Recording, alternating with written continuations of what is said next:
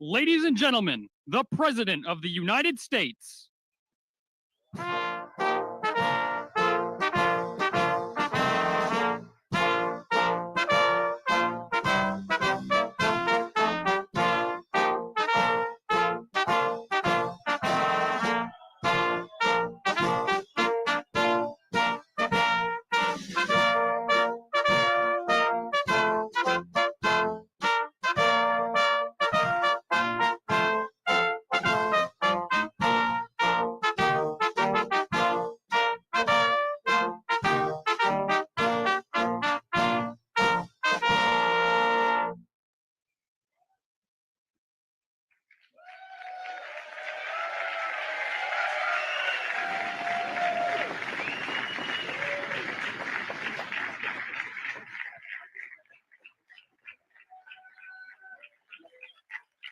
Thank you very much. Thank you. Nice crowd. What a good looking group of people. Well, we have some very, very good news today, and a lot of good things are happening for our country. Please sit down. My fellow Americans, this is Liberation Day, waiting for a long time. April 2nd, 2025 will forever be remembered as the day American industry was reborn, the day America's destiny was reclaimed, and the day that we began to make America wealthy again. Going to make it wealthy, good and wealthy.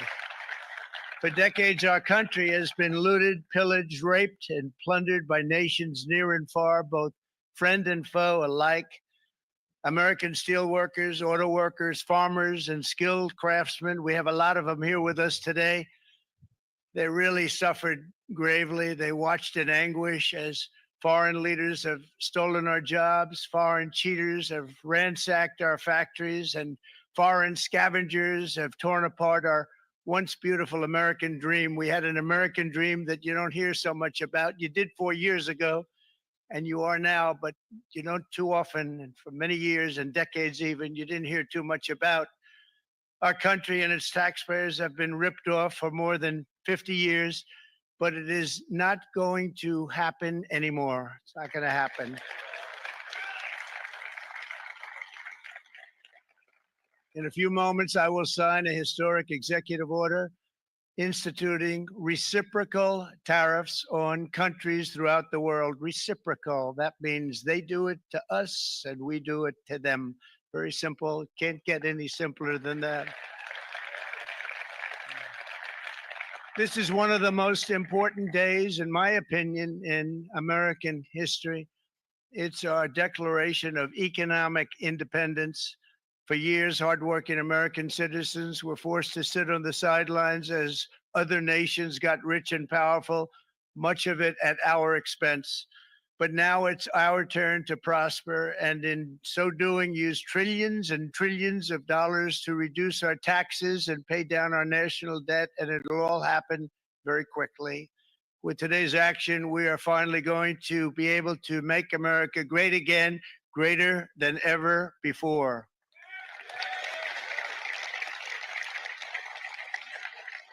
Jobs and factories will come roaring back into our country, and you see it happening already. We will supercharge our domestic industrial base. We will pry open foreign markets and break down foreign trade barriers. And ultimately, more production at home will mean stronger competition and lower prices for consumers. This will be indeed the golden age of America. It's coming back. We're going to come back very strongly. We're pleased to be joined on this momentous occasion by Vice President J.D. Vance. J.D., thank you. Thank you. Thank you very much. Where are you, J.D.? No, that wasn't too hard to find. I was looking, he likes to take a low-key attitude, so usually we sit right in front. He's gaining a lot of confidence, Mike, isn't it? And nearly my entire cabinet is here, as well as Speaker Mike Johnson, has done an amazing job. And with the great success we had last night in Florida, we have a majority of 7. And 7's like a lot when we had it at 1, right? You've done a fantastic job. And many of the members of the House and Senate are with us. Senators, congressmen, thank you all for being with us. We appreciate it. For decades, the United States slashed our trade barriers on other countries, while those nations placed massive tariffs on our products and created outrageous non-monetary barriers to decimate our industries. And in many cases, the non-monetary barriers were worse than the monetary ones.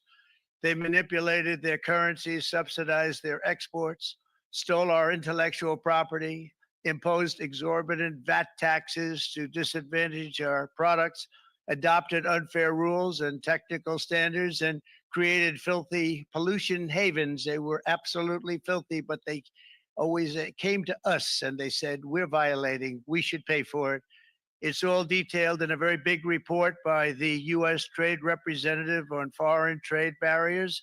And I'll just hold it up for you. It's available, and you don't have to pay too much. As I understand it, you'll pay nothing. It's a lot of work for something, actually, because it's a special book. It's frankly, it's very upsetting when you read it, when you see what people have been doing to us for 30 years. This all happened with no response from the United States of America, none whatsoever. But those days are over. Let me offer just a few examples of the vicious attacks our workers have faced for so many years. The United States charges other countries only a 2.4 tariff on motorcycles. Meanwhile, Thailand and others are charging much higher prices, like 60%. India charges 70%. Vietnam charges 75%, and others are even higher than that. Likewise, until today, the United States has for decades charged a 2.5 tariff.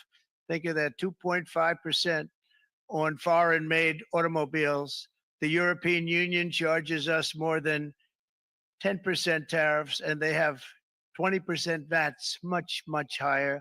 India charges 70%, and perhaps worst of all are the non-monetary restrictions imposed by South Korea, Japan, and very many other nations. As a result of these colossal trade barriers, 81% of the cars in South Korea are made in South Korea. 94% of the cars in Japan are made in Japan. Toyota sells 1 million foreign-made automobiles into the United States, and General Motors sells almost none. Ford sells very little. None of our companies are allowed to go into other countries. And I say that friend and foe. And in many cases, the friend is worse than the foe in terms of trade. But such horrendous imbalances have devastated our industrial base and put our national security at risk. I don't blame these other countries at all for this calamity. I blame former presidents and past leaders who weren't doing their job. They let it happen, and they let it happen to an extent that nobody can even believe. That's why, effective at midnight, we will impose a 25% tariff on all foreign-made automobiles.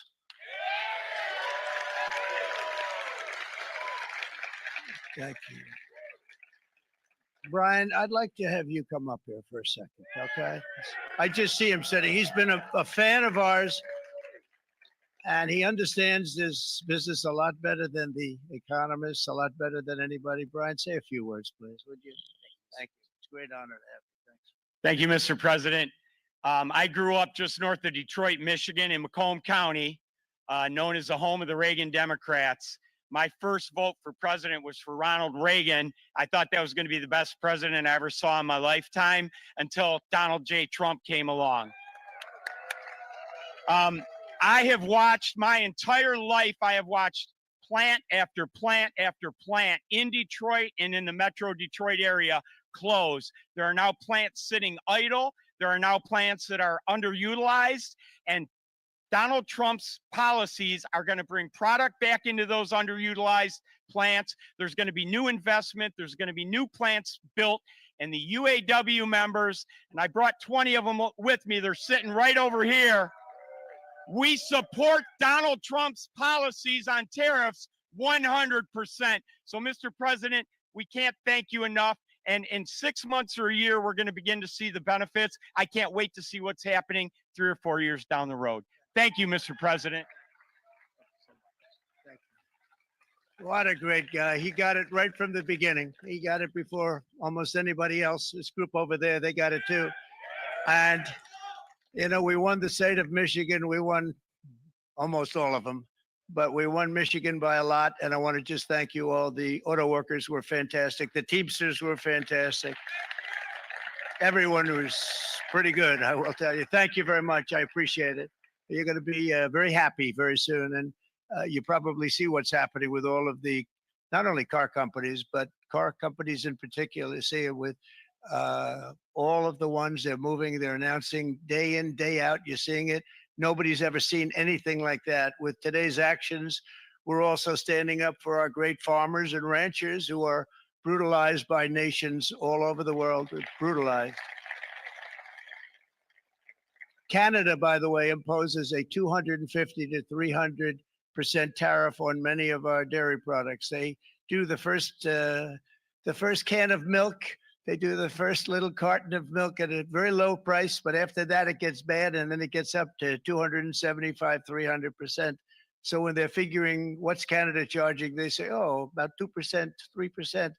But take a look at what happens down the road. When you look a little bit, it's not a pretty picture, and we don't like it, and it's not fair. It's not fair to our farmers. It's not fair to our country. And with countries like Canada, you know, we subsidize a lot of countries and keep them going and keep them in business. In the case of Mexico, it's $300 billion a year. In the case of Canada, it's close to $200 billion a year. And I say, why are we doing this? Why are we doing this? I mean, at what point do we say, you got to work for yourselves, and you got to, this is why we have the big deficits. This is why we have that amount of debt that's been placed on our heads over the last number of years. And We're really not taking it anymore. Through non-tariff barriers, the European Union bans imports of most American poultry. You understand? They say, we want to send you our cars, we want to send you everything, but we're not going to take anything that you have. Australia bans, and they're wonderful people and wonderful everything, but they ban American beef, yet we imported $3 billion of Australian beef from them just last year alone. They won't take any of our beef. They don't want it because they don't want it to affect their farmers. And you know what? I don't blame them, but we're doing the same thing right now, starting about midnight tonight, I would say. And China charges American rice farmers an overquota, it's called, a tariff rate of 65%. South Korea charges 50. Actually, they charge different from 50% to 513%. And Japan, our friend, charges us 700%. But that's because they don't want us selling rice, another thing. Who can blame them, Madam Secretary? Agriculture, great job you did on eggs, by the way. The egg prices came down 50%. You got them down 50%. Once we got involved, they were going through the sky. The egg prices, they were going through the sky, and you did a fantastic job. Now we have lots of eggs, and they're much cheaper, down about 59% now, and they're going down further. We charge 2.8% for so many things that other countries are charging 200%, 300%, and 400% for. If imposing tariffs and protective barriers made nations poor, then every country on earth would be racing to eliminate these policies, and China would be the first on line. They run a very strong country, but they're not first in line, and the American people are paying a very big price. From 1789 to 1913, we were a tariff-backed nation, and the United States was proportionately the wealthiest it has ever been. So wealthy, in fact, that in the 1880s, they established a commission to decide what they were going to do with the vast sums of money they were collecting. We were collecting so much money so fast, we didn't know what to do with it. Isn't that a nice problem to have? What do you think, Marco? Good problem? Marco would love that problem. But we don't have that problem anymore, but we're not going to have it very much longer, I will tell you. But they collected so much money, they actually formed a commission to determine what they were going to do with the money, who they were going to give it to, and how much. Then in 1913, for reasons unknown to mankind, they established the income tax so that citizens, rather than foreign countries, would start paying the money necessary to run our government.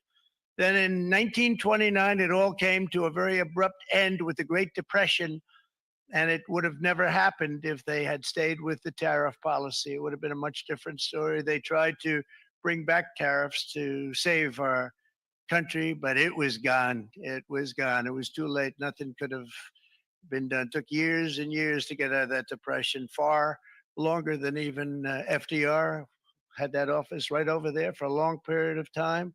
The ramp system, that's rather intricate, was built because of him. And every time you walk up, you think of him. And he did a great job in many ways, but it lasted long beyond his terms, as you know.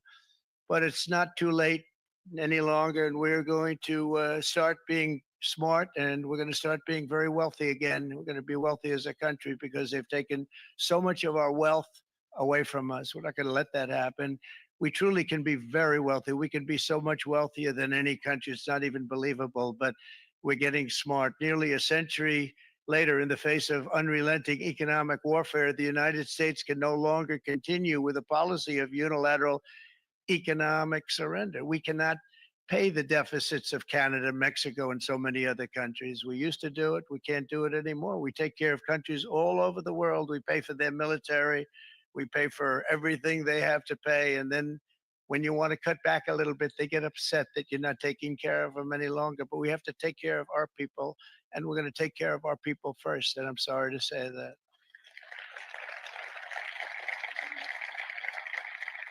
And today we're standing up for the American worker, and we are finally putting America first.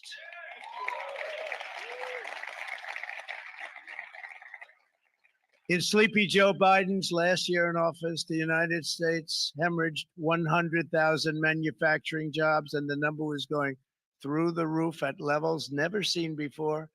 and our trade deficit reached a record $1.2 trillion, which is unheard of. Since the beginning of NAFTA, the worst trade deal ever made. It was a horror show. I was able to terminate it. They all said you'd never be able to get it out. We had to get approval from Congress to get it terminated. We had to live with that deal. It was the worst deal, worst trade deal ever made by far. But since the very beginning of NAFTA, our country lost 90,000 factories. Think of what that is, 90,000. Think about putting a map up and putting tax on it. You wouldn't have enough room. 90,000. I said, is that possible? We had it checked 4 different times, and it was actually somewhat higher than that. And 5 million manufacturing jobs were lost while racking up trade deficits of $19 trillion. That was the worst trade deal ever made. As a result of these gigantic losses, foreign nations now own $26 trillion more of American assets than think of this, than the Americans own of their own foreign assets or other foreign assets. The United States can no longer produce enough antibiotics to treat our sick. We have a tremendous problem. We have to go to foreign countries to treat our sick. If anything ever happened from a war standpoint, we wouldn't be able to do it. We import virtually all of our computers, phones, televisions, and electronics. We used to dominate the field, and now we import it all from different countries. A single shipyard in China now produces more ships every year than all of the American shipyards combined. Think of that. And it was a business that we used to dominate. We used to dominate it totally. In short, chronic trade deficits are no longer merely an economic problem. They're a national emergency that threatens our security and our very way of life. It's a very great threat to our country. And for these reasons, starting tomorrow, the United States will implement reciprocal tariffs on other nations. It's been a long time since we even thought of that. We used to think about it a lot. We didn't think about it for many decades, and you see what's happened. For nations that treat us badly, we will calculate the combined rate of all their tariffs, non-monetary barriers, and other forms of cheating. And because we are being very kind, we're kind people. Very kind. You're not so kind when you got ripped off with your salaries. My auto worker friends and my Teamster friends and all of the unions that typically voted Democrat, they're not voting Democrat anymore because worker, whether union or non-worker, they're for the Republicans now. That's what happened. But we will charge them approximately half of what they are and have been charging us. So the tariffs will be not a full reciprocal. I could have done that, yes, but it would have been tough for a lot of countries who didn't want to do that. I'd like to see the chart if you have it. Could you bring it up, Howard? This is our great Secretary of Commerce, Howard Lutnick. Thanks, Howard.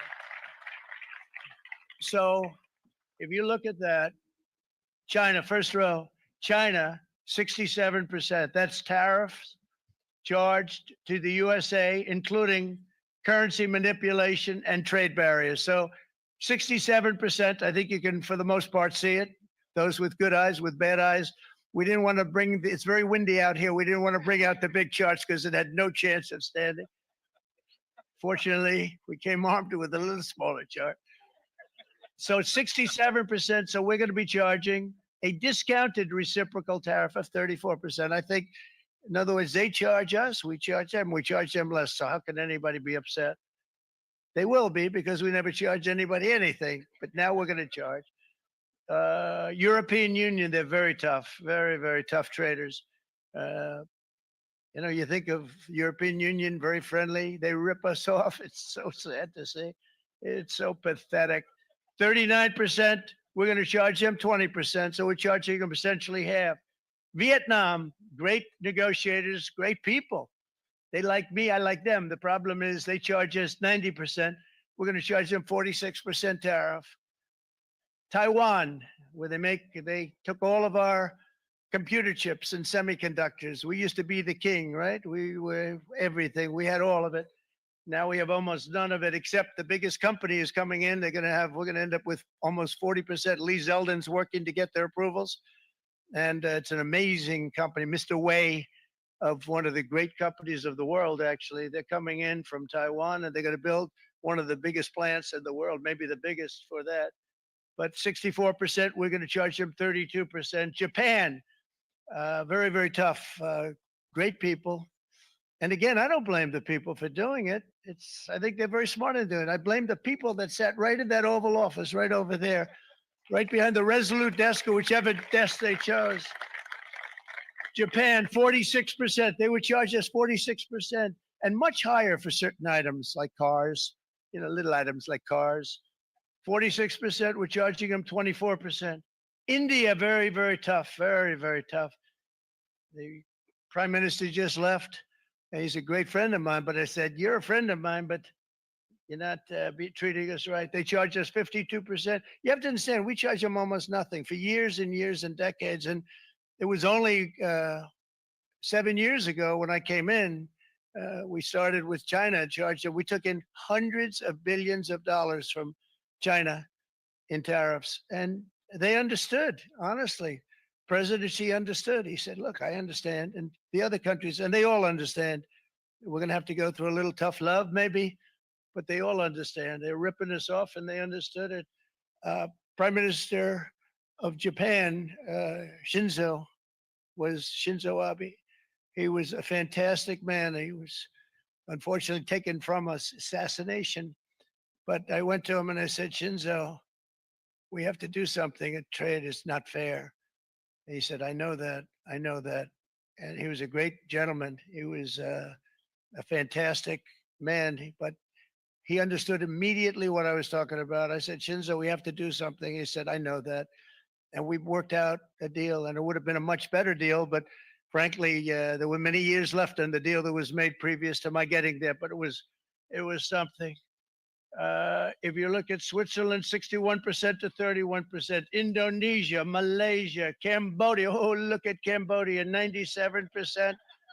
We're going to bring it down to 49. They made a fortune with the United States of America. United Kingdom, 10%, and we'll go 10%.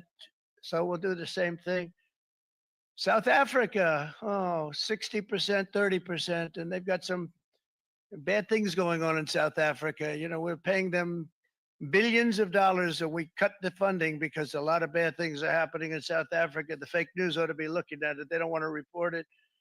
Brazil, 10%, 10%. Bangladesh is 74%. So you see what's going on. Pakistan, 58%. Sri Lanka, 88%. So what we're doing is we're taking not the full, we could take the full 88%. Thanks a lot. He's doing a very good job. How's he doing? All right. I think you better take it with you. It's not going to last very long. He's going to put it, it's going to follow you down with the wind. I brought a hat just in case it got too windy, but here, would anybody like a hat? I'm not giving it to a cabinet. I'm giving it to the auto workers. Come here.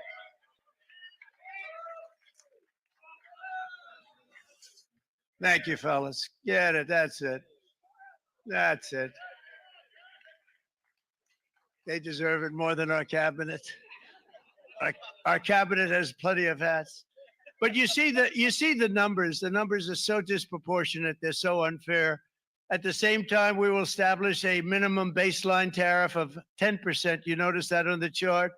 And that'll be on other countries to help rebuild our economy and to prevent cheating. So we're going to have a minimum of cheating, and we're going to be very severe on the people that at the gate that watch the tariffs and watch the product coming in, because there's been a lot of bad things happening at the gate because the money is so enormous that you're talking about. There's never been probably anything like it in terms of the enormity.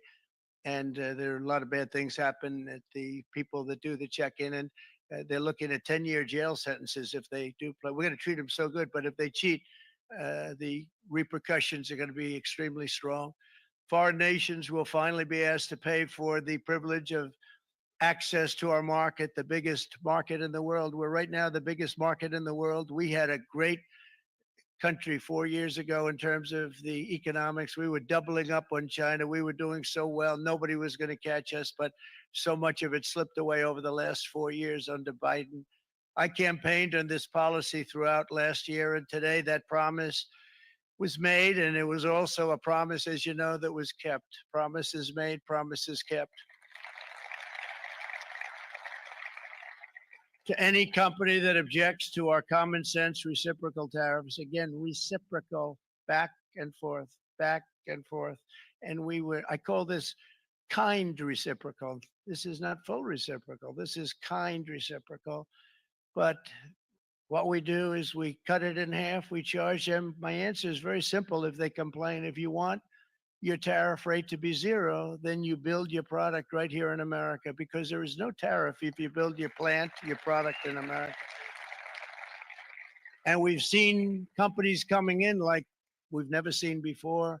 Likewise to all of the foreign presidents, prime ministers, kings, queens, ambassadors, and everyone else who will soon be calling to ask for exemptions from these tariffs. I say, terminate your own tariffs, drop your barriers, don't manipulate your currencies. They manipulate their currencies like nobody can even believe, which is a bad, bad thing and very devastating to us. And start buying tens of billions of dollars of American goods. Tariffs give our country protection against those that would do us economic harm. And many people were looking to do us economic harm. Maybe not so obviously, but they were doing tremendous economic harm. But even more importantly, they will give us growth. These tariffs are going to give us growth like you haven't seen before. And it'll be something very special to watch. I am so looking forward. And Brian, it's going to happen even faster than you said. You know, you might say, but it's already started. It's already started. Work's already begun on plants all around the country. And you see that as before. These are big, rich companies. We have $61 billion started on a big plant going up. It's going to be announced over the next 2 days. And they already started work. Many of these the biggest companies in the world, they've committed to build. We're going to build, sir. And they came here to see me, and wanted to know if they could have a press conference. I do as many as I can. I'm pretty busy trying to stop Russia and Ukraine and the Middle East. We got to stop that. We got to stop the Houthis, which we're making tremendous. They like shooting ships down and out of the water, sinking ships. They get a kick out of it, but they're not getting such a kick out of it now, are they, Mr. Secretary? They're not getting such a kick out of that now. But here are just a short list of some of the companies that have already announced and committed to investment. And this is a company that built its factories and its plants in China. Apple is going to spend $500 billion. They never spent money like that here. They're going to build their plants here. SoftBank, OpenAI, and Oracle, great companies, are investing $500 billion almost immediately. NVIDIA, a hot company, is investing hundreds of billions of dollars. They just announced. TSMC, the biggest, most important company in the world of chips from Taiwan, with no investment from us, is investing $200 billion. And they said the reason was, number one, the election of November 5th, and number two, the tariffs. They don't want to pay the tariffs, and the way they're not paying it is to build their plant here. So we're going to go from almost no percentage. We used to have 100% of the chip market. Now it's all in Taiwan. Almost all of it's in Taiwan, a couple of other countries, but mostly in Taiwan. And think of it, we had 100%. We lost it because of people in that office that didn't do their job. They allowed it to be stolen from us. Johnson & Johnson, great company, $55 billion. Eli Lilly, $27 billion. Meta is investing $500 billion. Wow. The Mac is investing $20 billion. CMA, CGM, $20 billion. And then you have Merck, Clarios, Stellantis, General Motors, GE Aerospace, Honda, Nissan, Hyundai are all putting in billions and billions of dollars, and they're committed 100%. So. And we've never had, and this is after 2.5 months. This is after just a short, this all took place as soon as we came out with what everybody wanted to do. You know, I watched a gentleman today on television. He used to work with Lee Iacocca, a very respected automobile person. And he said, you know, because they're asking people, they try and get as many negative people as they can, but they can't find them too much. It's pretty hard to find in terms of what we're doing, especially when they see all this investment. They said, so tell me, what do you think of what Trump is doing from the automobile standpoint? He said, I can't believe it. somebody is finally, he's an older guy, real pro, really top guy with Lee Iacocca. He said, I never thought I'd see the day when this would happen, where somebody had the courage to go and do what has to be done. This is transforming our nation. Our entire nation is going to be transformed, not only with the cars, but on every single other item that's built. We're going to become an industrial powerhouse. And he said that so beautifully today. In fact, I'm going to find out, I'm going to get a tape. And Bruce, I'm going to get that tape and I'm going to send it to you out in Long Island, and you're going to play it for the people and all your union workers and your non-union workers out there. You got a pretty even split. But we have, so far, it looks like we're going to have about $6 trillion of investments, and you wouldn't do that in years in this country over the last number of years. $6 trillion, and that's going to be much higher by the end of the year. And think of what $6 trillion is.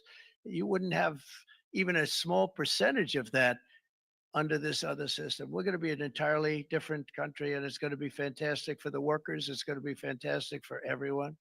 There will never have been a transformation of a country like the transformation that's already happening in the United States of America. It's an incredible thing to watch, and it's incredible to meet with the top people, people that you read about, very wealthy people, or people that are great managers and executives and presidents of big public companies, and to watch the enthusiasm they have now that they didn't have. They gave up on our country. They went to foreign countries and they built. Companies are pouring into our country at levels never seen before, with jobs and money to follow. And it's really beautiful. In the coming days, there will be complaints from the globalists and the outsourcers and special interests and the fake news. Always, the fake news will always complain. But never forget, every prediction our opponents made about trade for the last 30 years has been proven totally wrong. They were wrong about NAFTA. They were wrong about China. They were wrong about the Trans-Pacific Partnership, which would have been a disaster if I didn't terminate it. If I didn't terminate that, United Auto Workers, you would have had no jobs in this country. You would have had no jobs. It was all going to other countries. In my first term, they said tariffs would crash the economy. Instead, we built the greatest economy in the history of the world. And again, I have great respect for President Xi of China, great respect for China, but they were taking tremendous advantage of us, and I commend them for that. I say, hey, if you can get away with it, that's okay. But they understand exactly what's happening, and they probably, most of them are saying it's about time they did something. But and they're going to fight. They're going to fight fair. Everyone's going to fight. It's like I say to the leaders, look, you got to take care of your country, but we have to start taking care of our country now.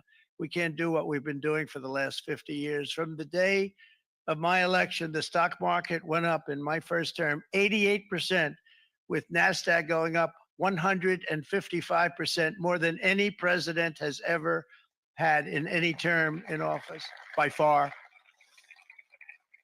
And I think we're going to blow that away. And maybe the numbers won't show, but I think they're going to show much better than even those numbers. But what you're going to see is you're going to see activity, that empty, dead sites, factories that are falling down.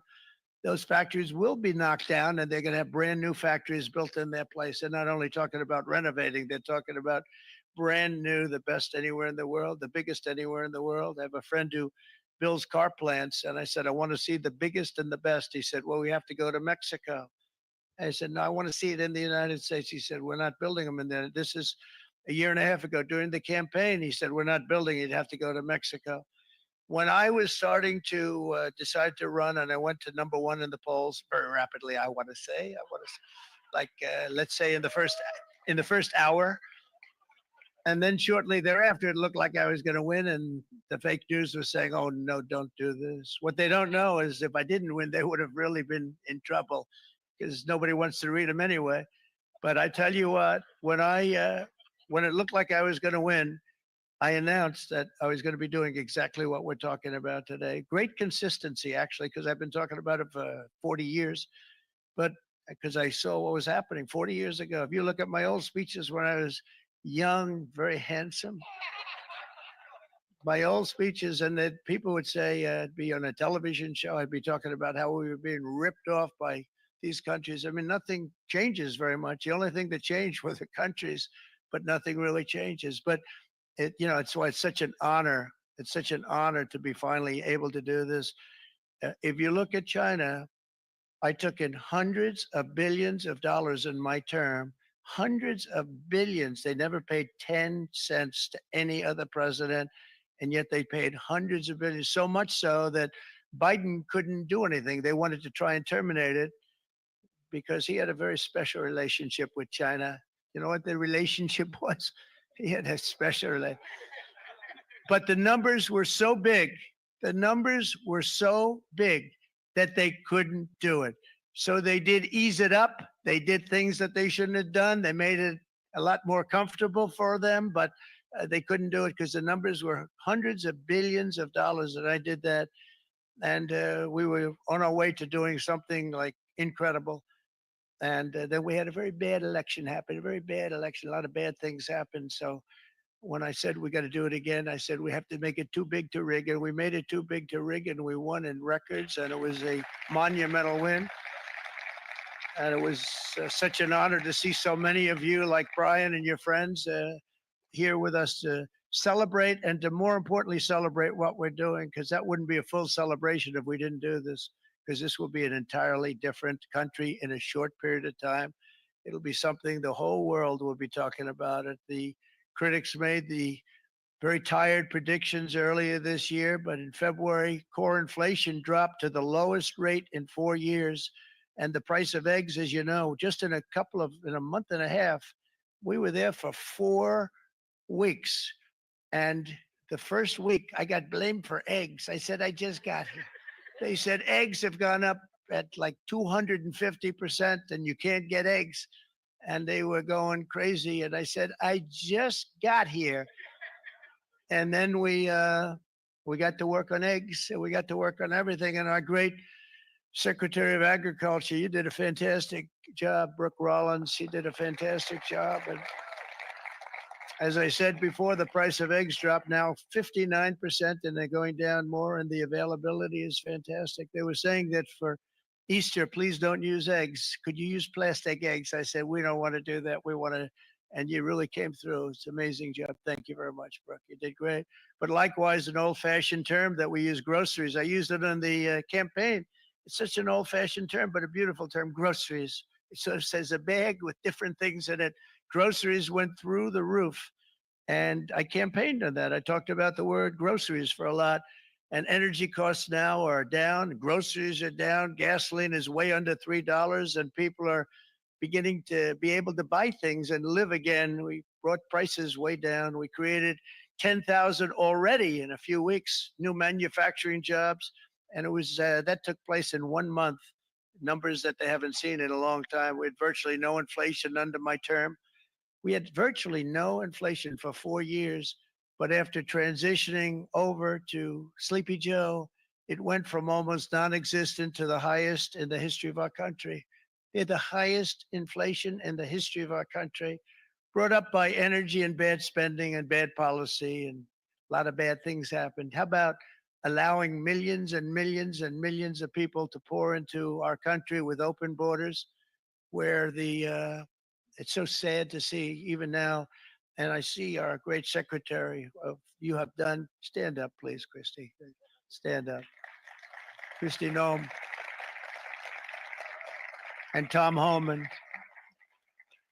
These people are doing a great job, but gotten them out in records. We have problems with judges that don't want them to go out. They want Tren de Aragua, and they want MS-13, the most vicious gangs ever. Nobody's ever seen anything like it. Absolute killer gangs. They kill people. They don't even think about it. And we put them out, and we have judges now, radical left judges that they don't want them to go out. They want them to even be brought back. Let's bring them back. You've done a fantastic job, and please thank everybody. Homeland Security, thank everybody. Appreciate it. And we now have a border that's the best border that we've ever had, even better than it was my first term. My first term we did good, but this one we really specialized in. We've done really well.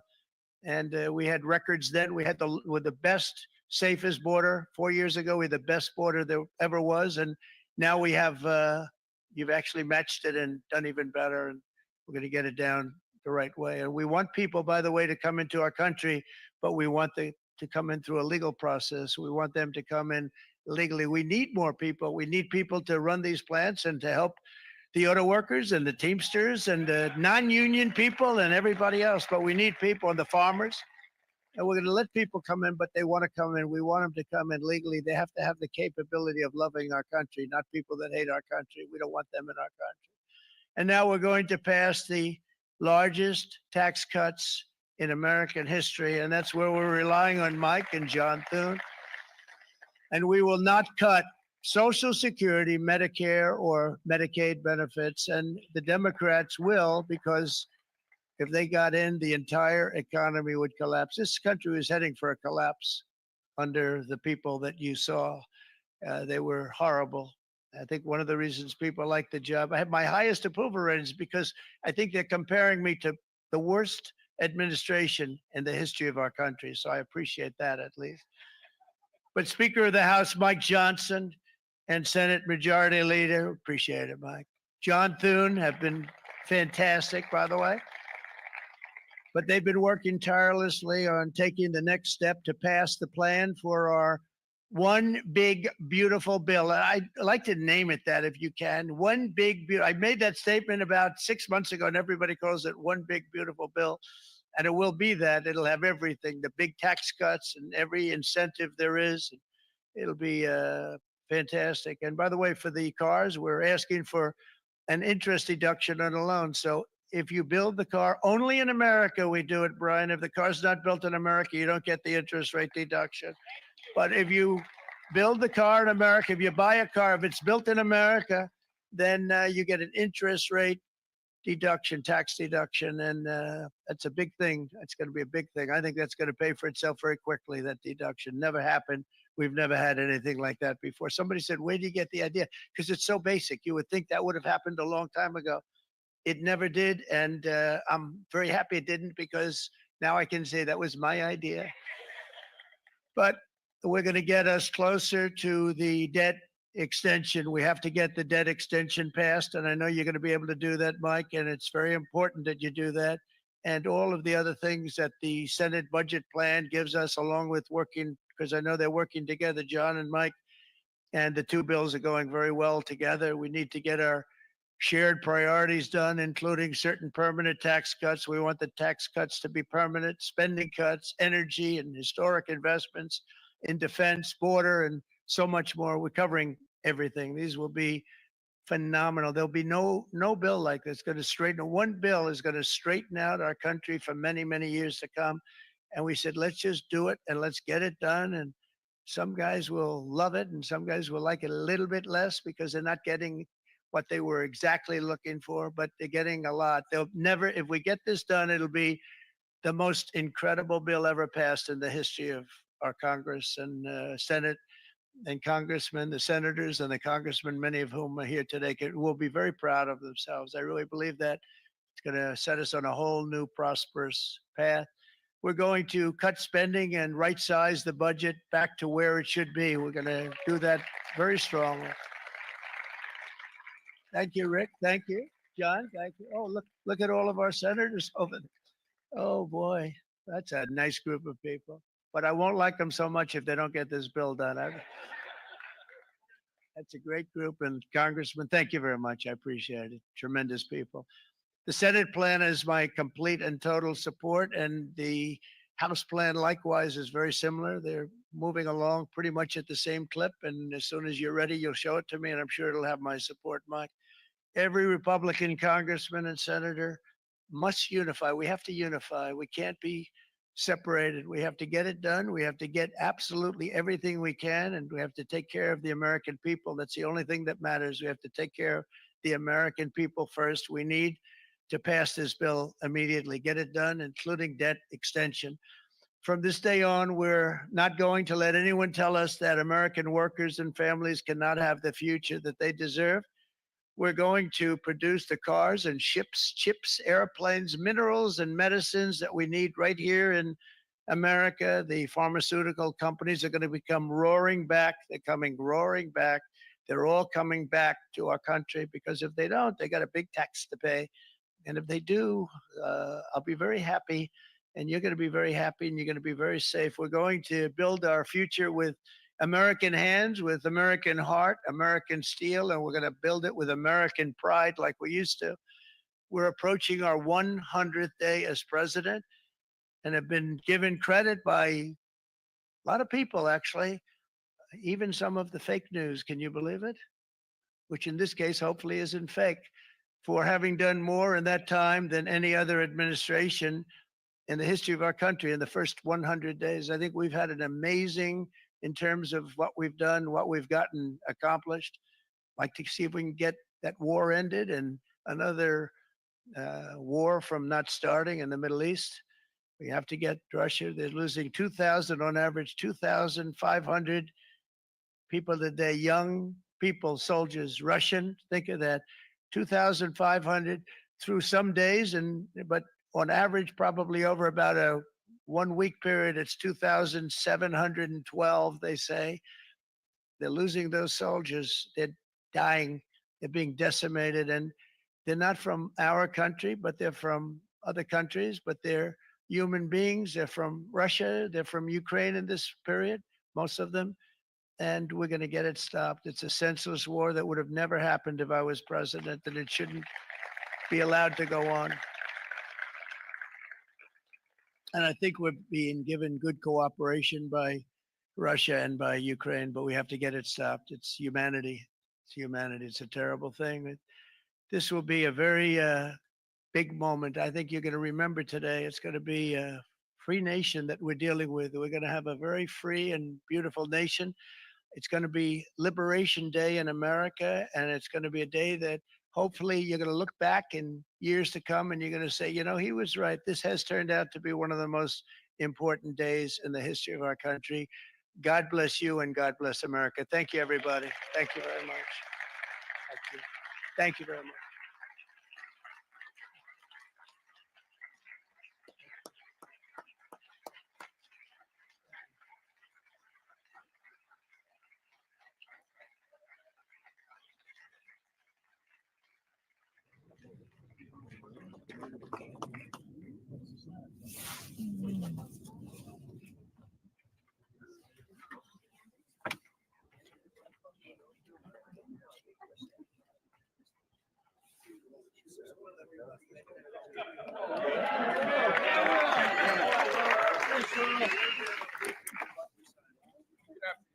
We have two documents prepared for the president's signature today. One closes what's referred to as the de minimis loophole with respect to imports from the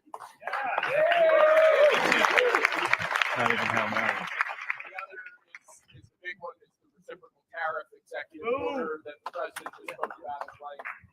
This is obviously a huge deal, and it's been an honor to be a part of this.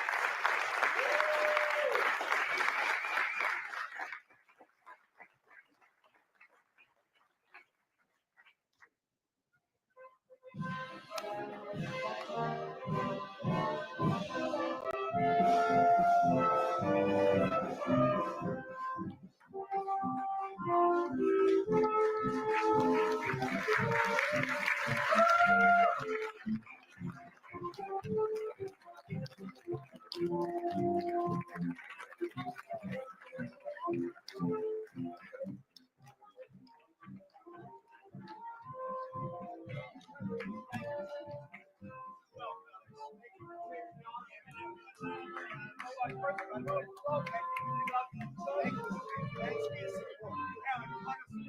President, what will you do if the EU or other countries retaliate?